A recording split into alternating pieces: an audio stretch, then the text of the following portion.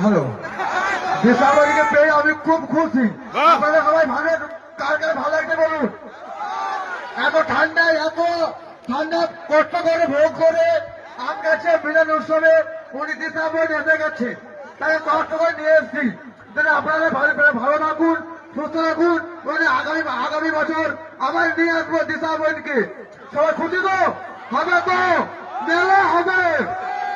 মিলন উৎসব 2026 আয়োজনে বেলাগড়ের আমগাছিয়া এই 25 ডিসেম্বর থেকে আবার হবে দেখা, মেলা হবে। চালু করছি দেশ তোমাদের পরবর্তী অনুষ্ঠান। দাদাকে অসংখ্য অসংখ্য ধন্যবাদ এতটা বক্তৃতা দেওয়ার জন্য বা এতগুলো কথা বলার জন্য। আর তোমরা সবাই লাস্ট পর্যন্ত থাকো, এবং এখন থেকে আমার শুরু শুধু বৌদিদের জন্য, দিদিদের জন্য।